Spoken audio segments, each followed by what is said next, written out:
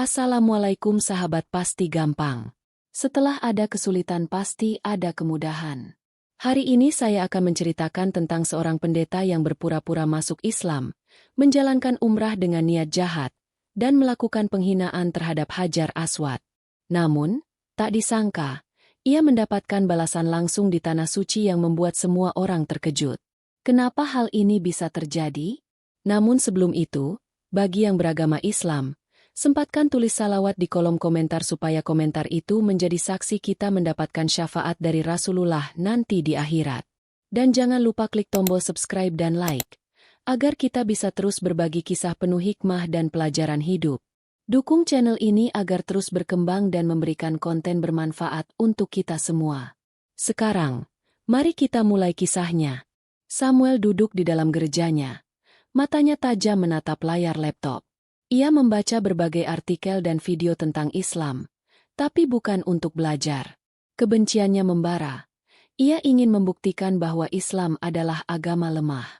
Aku akan masuk ke dalamnya, mempelajarinya, lalu menghancurkannya, gumamnya. Ia menyusun rencana matang, termasuk nama baru yang akan digunakannya. Salman Ridwan. Itulah identitas palsu yang akan ia gunakan untuk menyusup. Dengan sedikit manipulasi, ia berhasil mendapatkan dokumen palsu untuk mendukung penyamarannya. Ia menutup laptopnya, tersenyum puas, siap menjalankan misinya. Aku akan buktikan bahwa mereka semua salah, pikirnya dalam hati. Ia tak menyadari bahwa rencana jahatnya akan membawanya ke akhir yang tak ia duga. Samuel mendatangi masjid kecil di pinggiran kota, mengenakan pakaian sederhana.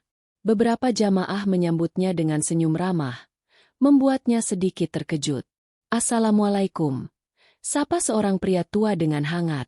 Samuel tersenyum tipis, mencoba meniru cara seorang mualaf yang tulus. Waalaikumsalam, saya Salman Ridwan. Saya ingin belajar lebih banyak tentang Islam, ujarnya. Para jamaah menyambutnya dengan tangan terbuka, tanpa curiga sedikitpun. Seorang ustaz mengajaknya duduk dan mulai menjelaskan dasar-dasar Islam.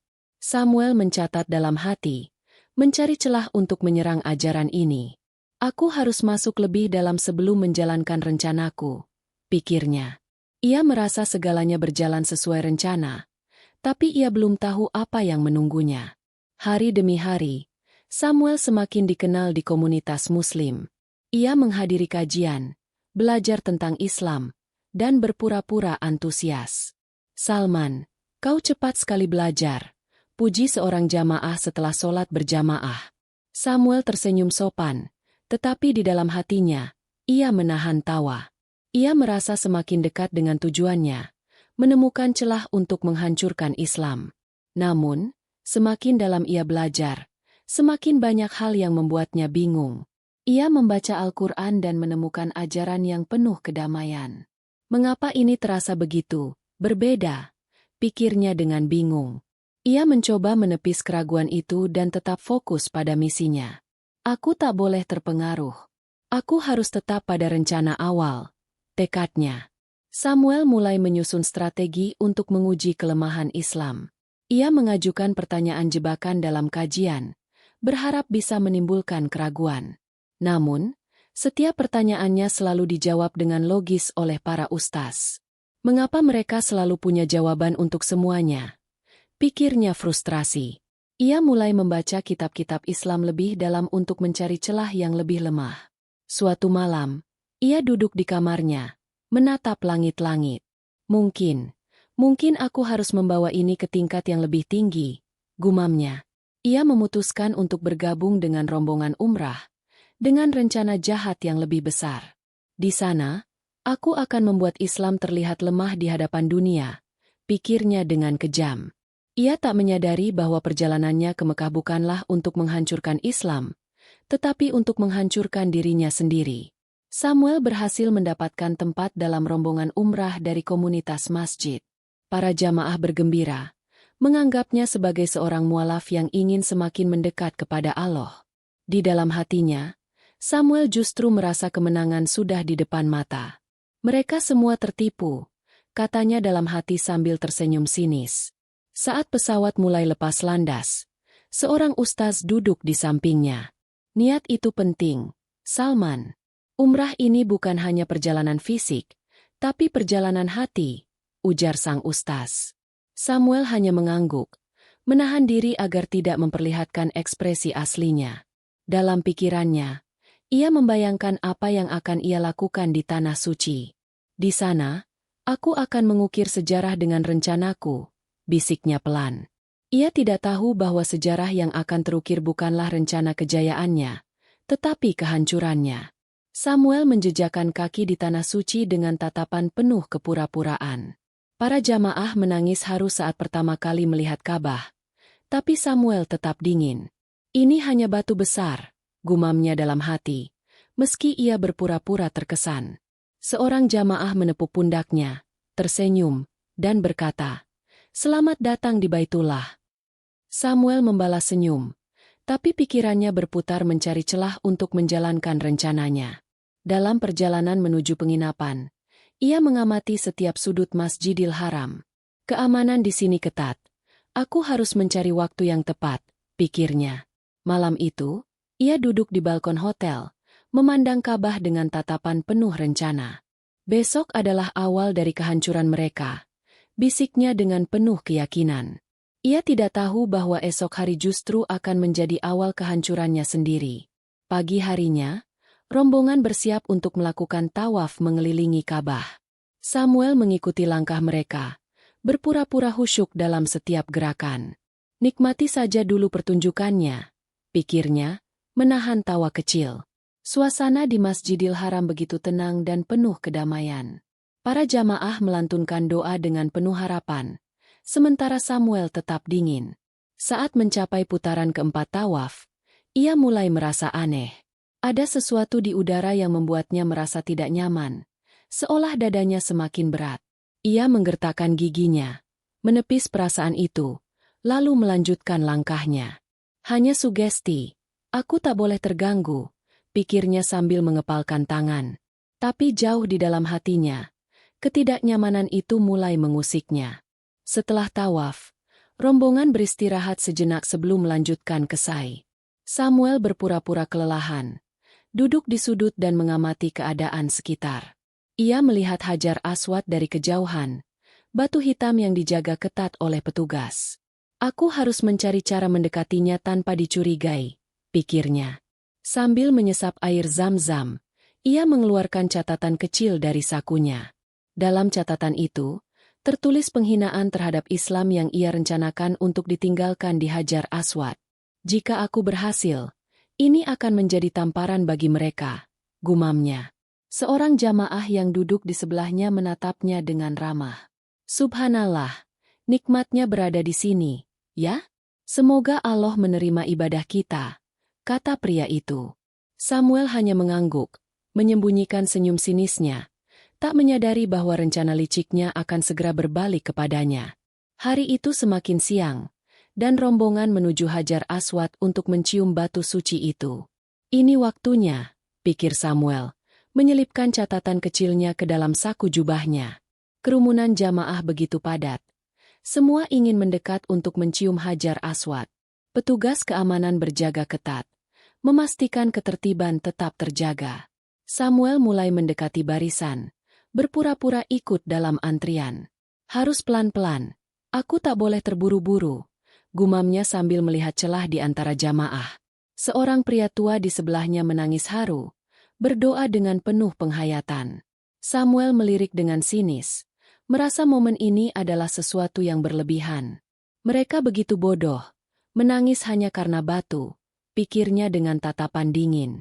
Tapi ia tak menyadari, batu itu bukan sekadar batu, dan ia akan segera mengetahuinya dengan cara yang mengerikan. Kini, Samuel hanya berjarak beberapa langkah dari Hajar Aswad. Ia menarik napas dalam, bersiap untuk melakukan apa yang telah ia rencanakan. Saat itu, ia mengangkat tangan, berpura-pura hendak mencium batu suci. Di balik gerakannya yang tampak biasa, ia menyelipkan catatan kecilnya di antara sela-sela kain Ka'bah. Berhasil, pikirnya, tetapi itu belum cukup. Ia ingin meninggalkan tanda yang lebih besar. Ia menoleh ke kiri dan kanan, memastikan tak ada yang melihatnya. Lalu dengan cepat, ia meludahi Hajar Aswad, mencoba melakukannya tanpa diketahui. Namun seketika itu juga, tubuhnya tersentak. Rasa panas luar biasa menyambar wajahnya, seolah ada api yang membakar dari dalam. Ia terhuyung mundur, matanya membelalak ketakutan. Sesuatu yang mengerikan baru saja terjadi. Samuel mengerang kesakitan. Tangannya refleks menutupi wajahnya yang terasa terbakar. "Apa ini?" teriaknya. Suaranya tercekat di tenggorokan. Ia merasakan panas yang menyengat, seperti api yang menjalar di kulitnya. Para jamaah menoleh ke arahnya, bingung melihat reaksinya yang tiba-tiba. Seorang pria yang berdiri di dekatnya bertanya, "Kamu baik-baik saja, Salman?" Samuel tidak bisa menjawab. Tubuhnya mulai gemetar hebat. Ia mencoba mundur, tetapi kakinya terasa lemas, seolah kekuatannya tersedot keluar. Suara berdengung di kepalanya, dan pandangannya mulai kabur. Ia jatuh berlutut, terengah-engah. Rasa terbakar itu semakin menjalar. "Tidak, ini tidak mungkin," pikirnya panik, mencoba menepis rasa takut yang mulai menghantuinya.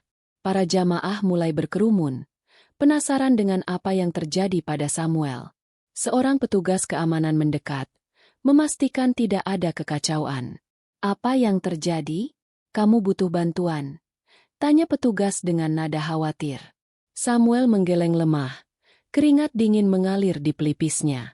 Ia mencoba berdiri, tetapi lututnya terasa goyah, seperti kehilangan kendali. "Mungkin dehidrasi, atau kepanasan," gumam seorang jamaah di sebelahnya. Namun, seorang pria tua yang memperhatikannya sejak tadi berbisik pelan.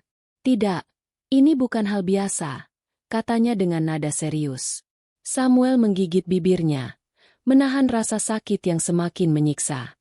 Ia tidak bisa mengerti. Bagaimana mungkin hanya dengan meludahi Hajar Aswad, tubuhnya bisa seperti ini? Para petugas segera membawanya menjauh dari kerumunan. Samuel dipapah menuju ruang klinik di dalam Masjidil Haram. Tubuhnya semakin lemah. Ia tidak bisa berpikir jernih. Rasa panas itu terus menjalar di wajahnya. Setiap langkah yang ia ambil terasa semakin berat, seolah ada sesuatu yang menahannya. "Tenang. Kami akan memeriksa kondisimu," kata seorang tenaga medis saat mereka tiba di klinik. Ia dibaringkan di ranjang. Napasnya memburu. Seorang dokter mulai memeriksa wajahnya, tetapi ekspresinya berubah bingung. "Ini seperti luka bakar," gumam dokter. Matanya menyipit memeriksa lebih dekat. "Tapi ini aneh. Tidak ada sumber panas yang bisa menyebabkan luka seperti ini." Samuel menatap langit-langit. Hatinya mulai diliputi ketakutan yang belum pernah ia rasakan sebelumnya. Malam tiba, tetapi Samuel tidak bisa tidur. Rasa panas di wajahnya semakin parah, kini menjalar ke leher dan dadanya.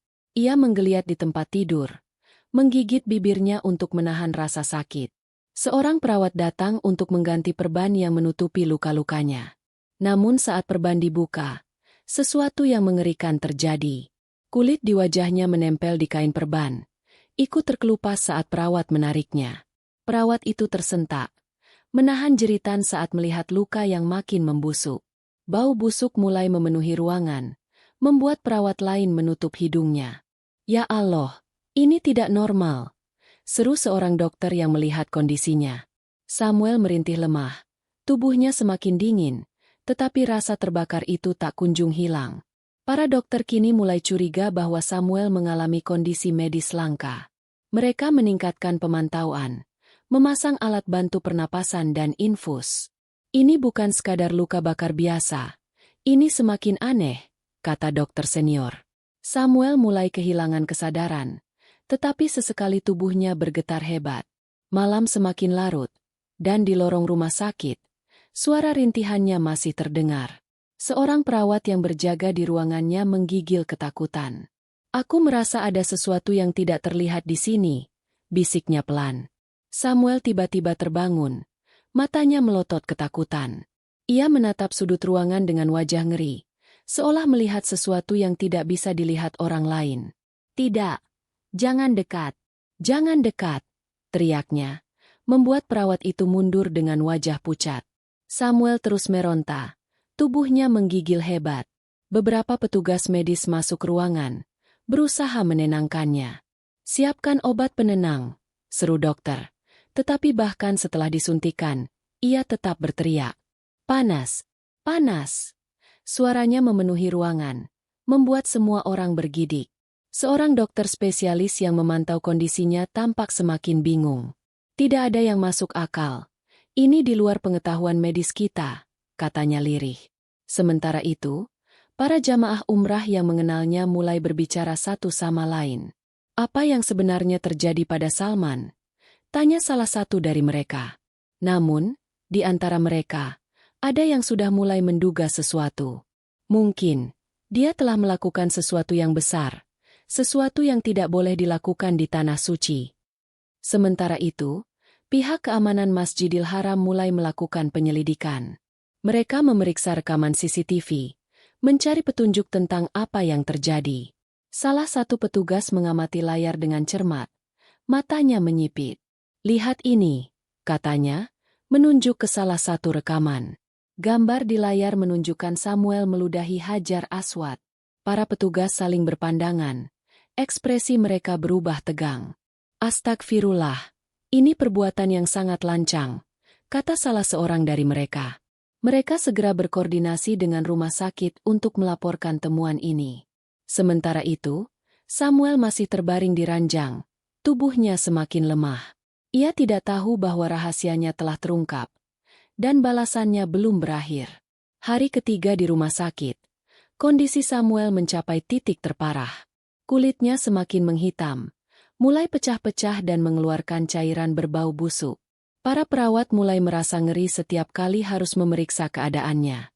Seorang dokter spesialis akhirnya menggeleng. "Kami sudah melakukan yang terbaik. Tidak ada penjelasan medis untuk ini. Ini benar-benar aneh." Di luar ruangannya, para jamaah berkumpul, mengadakan doa bersama. Mereka tidak tahu dosa besar apa yang telah dilakukan Samuel. Namun, mereka berdoa agar Allah menunjukkan keadilannya dengan caranya sendiri. Samuel mulai kehilangan kesadaran. Napasnya semakin lemah. Ia tidak tahu bahwa malam ini akan menjadi malam terakhirnya. Malam itu, ruangan Samuel terasa semakin dingin meskipun alat pemanas tetap menyala. Para perawat berjaga dengan wajah tegang, merasa ada sesuatu yang tidak biasa di ruangan itu. Samuel masih terbaring lemah, napasnya tersengal, tubuhnya terus menggigil. Matanya terbuka, tapi yang terlihat hanyalah ketakutan yang luar biasa. Ia menatap ke langit-langit ruangan, mulutnya bergerak seolah ingin berbicara. Mereka datang, mereka menjemputku," gumamnya dengan suara parau. Para perawat saling berpandangan. Tidak ada siapapun di ruangan selain mereka. Tiba-tiba, Samuel mulai menjerit keras. Tubuhnya menegang seperti disambar petir. "Jangan ambil aku. Ampun! Ampun!" teriaknya dengan suara yang menggema di seluruh bangsal. Beberapa perawat yang ada di luar ruangan langsung berlari masuk. Wajah mereka dipenuhi rasa takut. Tubuh Samuel tiba-tiba melayang sedikit dari ranjang. Tangannya mencakar udara. Matanya melotot, seolah melihat sesuatu yang mengerikan yang tidak bisa dilihat oleh orang lain. Ruangan yang tadinya terang mendadak terasa begitu gelap dan penuh ketegangan. Seorang perawat berusaha menahan tubuhnya, tetapi merasakan hawa panas yang luar biasa di kulitnya. "Ya Allah, ini bukan hal biasa," serunya sambil mundur dengan wajah pucat. Tiba-tiba, tubuh Samuel kejang hebat, napasnya tersendat, dan darah keluar dari sudut mulutnya. Jeritan panjang terdengar, begitu menusuk hingga membuat semua orang yang ada di rumah sakit merinding. Dan dalam hitungan detik, suara itu terhenti. Tubuhnya terkulai lemas di ranjang. Matanya terbuka lebar menatap ke atas, namun kosong. Samuel telah pergi, dalam keadaan yang tak seorang pun ingin mengalaminya. Ruangan rumah sakit tiba-tiba menjadi sunyi setelah jeritan Samuel terhenti. Para perawat menatap tubuhnya yang kini kaku dengan ekspresi ketakutan. Seorang dokter perlahan mendekat, mencoba memeriksa denyut nadinya. "Tidak ada detak jantung, dia sudah tiada," kata dokter dengan suara bergetar. Beberapa perawat menutup mulut mereka, tidak percaya dengan apa yang baru saja terjadi. Seorang dari mereka bergidik, mengusap lengannya yang merinding. Tapi, wajahnya, kenapa terlihat seperti itu? Tanya salah satu perawat dengan suara gemetar. Mata Samuel masih terbuka lebar. Ekspresinya seperti orang yang melihat sesuatu yang mengerikan. Bibirnya membiru, tubuhnya kaku, dan bekas luka bakar di wajahnya kini semakin hitam pekat. Bau busuk menyebar di seluruh ruangan, membuat semua orang mundur dengan rasa jijik dan ketakutan. Kabar kematian Samuel cepat menyebar di kalangan petugas rumah sakit dan jamaah umrah. Para dokter berusaha mencari penyebab medis atas kondisinya, tetapi semua hasil tes tetap tak masuk akal. Seorang petugas dari Masjidil Haram datang untuk membantu proses pemulasaraan jenazah. Kita harus segera memandikan dan mengkafani mayatnya sesuai syariat, kata seorang relawan. Namun, saat air mulai disiramkan ke tubuh Samuel, sesuatu yang mengerikan terjadi. Kulitnya mulai terkelupas lebih parah, seolah tubuhnya menolak disentuh oleh air suci. Bau busuk semakin menyengat, membuat beberapa orang mundur sambil menutup hidung. Seorang petugas pemakaman yang sudah bertahun-tahun menangani jenazah pun tampak kebingungan. Aku belum pernah melihat yang seperti ini, seolah tubuhnya menolak disucikan, katanya dengan mata yang penuh ketakutan. Mereka mencoba mengulangi proses, tetapi kondisi jenazah semakin memburuk, membuat semua orang mulai merasa ada sesuatu yang tak wajar. Sementara itu, di ruang keamanan Masjidil Haram, para petugas masih meneliti rekaman CCTV. Seorang petugas menekan tombol jeda, menatap layar dengan mata terbelalak. Astagfirullah, dia benar-benar meludahi Hajar Aswad, katanya dengan nada penuh kemarahan. Petugas lainnya menggeleng tak percaya, menatap rekannya dengan ekspresi tegang.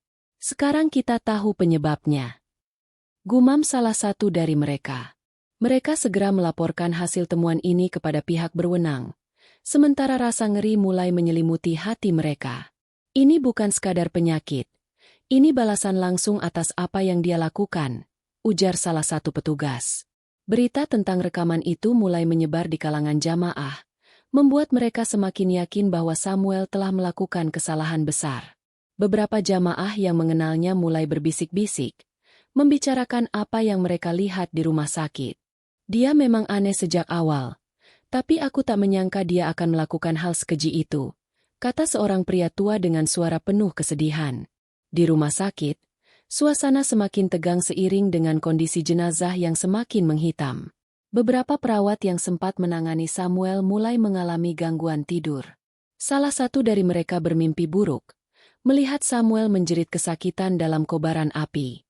"Tolong, aku terbakar. Tolong aku." Suara Samuel bergema dalam mimpinya. Perawat itu terbangun dengan napas tersengal. Keringat dingin membasahi tubuhnya. Ia menatap ke sekeliling ruangan, merasa seolah ada seseorang yang memperhatikannya dalam gelap. Keesokan harinya, perawat itu memilih untuk tidak masuk kerja. Hatinya masih diliputi ketakutan. Seorang rekannya mengalami hal serupa, merasa dihantui oleh sesuatu yang tak terlihat. Seolah ada sesuatu yang masih tertinggal di rumah sakit, sesuatu yang belum pergi, gumamnya ketakutan. Para staf mulai menghindari ruangan tempat Samuel dirawat, tak ingin berlama-lama di sana. Beberapa petugas rumah sakit akhirnya melaporkan kejadian aneh ini kepada seorang ustaz. "Kami merasa ada sesuatu yang tidak beres. Ini lebih dari sekadar kematian biasa," kata salah satu dokter dengan suara tegang. Sang ustaz mengangguk, lalu meminta izin untuk membaca doa di dekat jenazah Samuel. Saat doa dilantunkan, suasana ruangan terasa semakin berat, seolah ada sesuatu yang melayang di udara. Beberapa orang yang berada di ruangan mulai merasa mual dan merinding. "Ya Allah, lindungilah kami dari azab MU," bisik salah satu petugas dengan suara bergetar. Tiba-tiba, suara retakan kecil terdengar dari arah jenazah Samuel. Semua orang menoleh. Jantung mereka berdebar kencang, takut melihat apa yang akan terjadi. Namun, tak ada yang bergerak. Hanya suasana mencekam yang semakin kuat. "Segera kuburkan dia, jangan ditunda lagi," kata sang ustaz dengan nada tegas. Jenazah Samuel akhirnya dibawa menuju pemakaman di area khusus untuk jamaah yang meninggal saat umrah. Beberapa petugas penggali kubur merasa gelisah saat mendengar cerita tentang kondisi mayatnya. "Aku tak pernah menangani jenazah dengan kondisi seperti ini sebelumnya," kata salah satu dari mereka. Saat liang lahat selesai digali, jenazah Samuel segera dimasukkan ke dalamnya. Namun, saat mereka mulai menimbun tanah, bau busuk semakin menyengat hingga membuat sebagian orang muntah. Seorang petugas pemakaman berbisik, seolah bumi sendiri menolak menerima jasadnya. Meski demikian, mereka tetap menyelesaikan prosesi pemakaman dengan penuh kehati-hatian. Setelah pemakaman usai, beberapa orang tetap berdiri di sana, merenung dalam diam. "Semoga ini menjadi pelajaran bagi kita semua," ujar seorang pria tua dengan suara berat. Hari itu, sebuah rahasia terkubur bersama jasad Samuel, tetapi kisahnya akan terus menjadi peringatan bagi banyak orang. Beberapa hari setelah pemakaman Samuel, rumah sakit kembali beroperasi seperti biasa. Namun, para perawat yang pernah menangani kasusnya masih merasakan kegelisahan. Beberapa dari mereka mengaku sering mendengar suara samar-samar di lorong rumah sakit. "Kadang aku merasa seperti ada yang mengawasi dari sudut ruangan," bisik seorang perawat kepada rekannya. Rekannya mengangguk pelan, wajahnya pucat. "Aku juga, terutama di malam hari." Beberapa pasien yang sempat dirawat di kamar Samuel melaporkan mimpi buruk yang sama. "Aku melihat seseorang terbakar, berteriak meminta tolong, matanya kosong," ujar seorang pasien dengan suara gemetar. Para petugas akhirnya memutuskan untuk memanggil seorang ustaz untuk membersihkan ruangan itu. Malam itu, ruangan Samuel didoakan dengan lantunan ayat-ayat suci. Perlahan, suasana yang mencekam mulai berangsur hilang, meninggalkan keheningan yang menyelipkan pelajaran berharga. Di Masjidil Haram, kabar tentang Samuel terus menjadi bahan perbincangan para jamaah. Banyak yang datang ke Hajar Aswad dengan rasa haru dan lebih menghormatinya setelah kejadian itu. Seorang pria tua berkata kepada anaknya, "Lihatlah, inilah bukti kebesaran Allah. Siapapun yang berniat buruk terhadap tempat ini, ia akan menerima balasan yang setimpal." Lanjutnya dengan suara penuh ketegasan. Beberapa orang yang mendengar kisah Samuel mulai merasa takut dan merenung dalam-dalam. "Kita datang ke sini untuk mencari keberkahan, bukan untuk merendahkan," kata seorang ustaz dalam kajiannya. Seorang jamaah yang dulu mengenal Samuel tampak termenung. Matanya berkaca-kaca. Dia punya kesempatan untuk berubah. Tapi dia memilih jalan yang salah, gumamnya pelan. Kisah ini terus menyebar, menjadi peringatan bagi siapa saja yang datang ke Baitullah. Kejadian itu membuktikan bahwa kesucian tanah haram bukan sesuatu yang bisa diremehkan. Seminggu setelah kejadian mengerikan itu, suasana di rumah sakit kembali normal. Para perawat yang dulunya takut perlahan mulai melupakan mimpi buruk mereka. Namun, beberapa di antara mereka masih sering merenung, mengingat kejadian yang mereka saksikan. "Aku tidak bisa melupakan matanya, seolah ada sesuatu yang menjemputnya," ujar salah satu perawat kepada rekannya. Rekannya mengangguk. "Dia bukan meninggal biasa. Ada sesuatu yang tak kasat mata yang membawanya pergi." Namun, kehidupan tetap berjalan. Pasien datang dan pergi.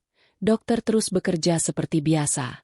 Ruangan tempat Samuel dirawat akhirnya kembali digunakan setelah dibersihkan secara spiritual.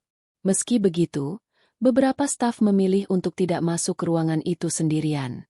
"Entah kenapa, tempat ini masih terasa berbeda," gumam seorang perawat saat memasuki ruangan itu untuk pertama kalinya. Tapi satu hal yang pasti, semua yang ada di rumah sakit itu telah belajar sesuatu dari kejadian ini.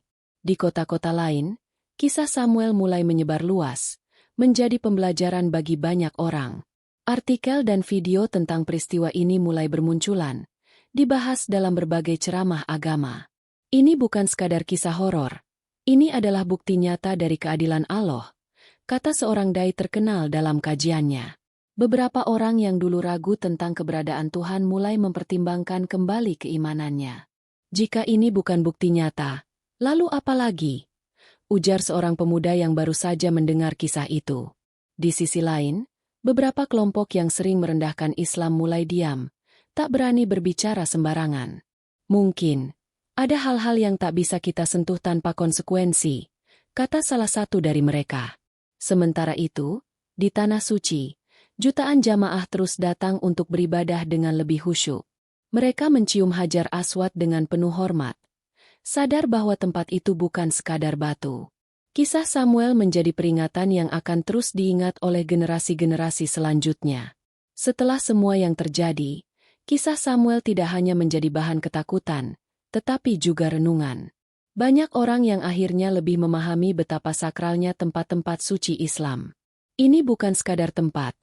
Ini adalah rumah Allah, yang harus kita hormati dengan sepenuh hati, ujar seorang ulama dalam khutbahnya. Beberapa orang yang sebelumnya tidak peduli terhadap ajaran agama mulai lebih mendalami Islam. Seorang pria yang dulunya ragu terhadap keberadaan Tuhan kini mulai bertanya-tanya dalam hatinya. Jika Allah tidak ada, lalu siapa yang memberikan balasan kepada orang itu? Gumamnya, merenungi segala yang terjadi. Kisah Samuel juga membuka mata banyak orang bahwa tidak ada keburukan yang dibiarkan tanpa balasan. Siapa yang menghina agama ini, dia akan berhadapan langsung dengan Sang Pencipta, ujar seorang ulama besar di Makkah. Namun, di balik semua itu, ada satu pertanyaan yang tetap tidak terjawab. Apa yang sebenarnya dilihat Samuel di detik-detik terakhirnya? Para dokter yang menangani Samuel telah melakukan segala upaya untuk memahami kondisinya. Namun, hingga kini, tidak ada penjelasan medis yang bisa menjelaskan luka bakarnya yang misterius. Kami sudah melihat berbagai kasus ekstrim, tapi ini di luar nalar manusia, ujar salah satu dokter senior. Pihak rumah sakit akhirnya mencatat kasus ini sebagai kejadian yang tidak bisa dijelaskan secara medis. Para petugas Masjidil Haram juga mencatat kejadian ini sebagai salah satu kejadian paling aneh yang pernah terjadi. Namun, meskipun secara ilmiah tidak ada penjelasan, semua orang tahu bahwa ini adalah balasan dari Allah. Hanya Samuel yang tahu apa yang sebenarnya terjadi padanya di detik-detik terakhir hidupnya. Apa yang dilihatnya sebelum menjerit ketakutan? Siapa yang datang menjemputnya? Tidak ada yang tahu, dan mungkin tidak akan pernah ada yang tahu. Tapi yang pasti, ini menjadi pelajaran bagi siapapun yang berniat menghina agama. Dan kisah ini akan tetap dikenang sebagai bukti nyata bahwa Allah Maha Adil dan Maha Berkuasa. Seiring berjalannya waktu, para jamaah umrah yang mengenal Samuel mulai kembali ke tanah air masing-masing. Namun, mereka membawa pulang sesuatu yang lebih berharga dari sekadar pengalaman ibadah. Mereka membawa sebuah kisah yang akan mereka ceritakan kepada keluarga, anak-anak, dan cucu-cucu mereka. Kisah tentang seorang pria yang mencoba merendahkan Islam, tetapi justru dihancurkan oleh kehendak Allah. Kita datang ke sini untuk mencari ampunan dan berkah, bukan untuk menantang Sang Pencipta, ujar seorang pria tua sebelum pulang. Beberapa jamaah yang sebelumnya tidak terlalu mendalami agama kini semakin beriman setelah melihat kejadian ini. Aku tak akan lagi meremehkan perintah Allah, gumam seorang pemuda. Matanya berkaca-kaca. Hajar Aswad tetap berdiri tegak, tetap menjadi saksi bagi setiap orang yang datang dengan niat suci. Sementara itu, kisah Samuel akan terus bergema sebagai pengingat bagi umat manusia. Dan setiap orang yang mendengar kisahnya hanya bisa berkata, Masya Allah, sungguh keadilannya nyata. Setelah kejadian tragis yang menimpa Samuel, suasana di Masjidil Haram kembali damai. Para jamaah yang datang kini lebih berhati-hati dalam beribadah, mengingat kisah mengerikan itu. Seorang pria yang baru saja menyelesaikan tawaf menatap Hajar Aswad dengan penuh hormat. Allah telah menunjukkan kekuasaannya. Betapa banyak yang masih meragukan ini, gumamnya. Di sudut lain, seorang pemuda yang sempat menyaksikan Samuel jatuh sakit kini lebih rajin beribadah. Aku tak ingin mati dalam keadaan menantang Allah, pikirnya sambil menatap Ka'bah. Kisah Samuel menjadi bahan diskusi di berbagai majelis ilmu, dijadikan pelajaran bagi banyak orang. Tidak ada yang bisa menentang kehendaknya. Siapa yang berani menantang, akan merasakan akibatnya, ujar seorang ustaz dalam kajiannya. Dunia mungkin telah melupakan Samuel, tetapi kisahnya akan terus hidup dalam ingatan orang-orang yang mengetahuinya. Dan setiap orang yang mendengar kisah ini hanya bisa berbisik, Masya Allah, sungguh keadilannya nyata. Tidak semua orang yang mengenal Samuel memilih untuk melupakannya begitu saja. Salah satu mantan koleganya, yang dulu ikut mencemooh Islam, kini mulai mencari tahu lebih dalam. Jika memang semua ini kebetulan, kenapa kisahnya begitu mengerikan? Pikirnya. Diam-diam, ia mulai membaca terjemahan Al-Quran, mencari jawaban atas kegelisahan hatinya. Setiap lembar yang ia baca, semakin banyak pertanyaan yang muncul, tetapi bukan pertanyaan untuk merendahkan. Bagaimana bisa sesuatu yang dulunya aku anggap salah, justru terasa begitu masuk akal? Bisiknya dalam hati. Malam-malamnya kini dihabiskan dengan membaca, bukan lagi menghina. Mungkin, Samuel tak sadar bahwa kematiannya telah membawa hidayah bagi orang lain. Aku ingin tahu lebih dalam. Mungkin aku selama ini yang salah, kata pria itu sambil menghela napas panjang. Kisah Samuel berakhir tragis, tetapi ia menjadi peringatan bagi mereka yang masih diberi kesempatan untuk berubah. Beberapa jamaah yang sempat mengenal Samuel sebelum kejadian itu mulai kembali ke tanah air mereka. Di pesawat, seorang pria paruh baya termenung, mengingat kembali momen-momen sebelum kejadian itu. Dia punya kesempatan. Dia bisa saja benar-benar memeluk Islam, gumamnya sambil menggelengkan kepala. Seorang pria lain di sampingnya menambahkan, tapi dia memilih kesombongan, dan inilah akibatnya. Suasana di pesawat terasa lebih hening dari biasanya. Banyak yang masih terpikirkan kejadian di Makkah.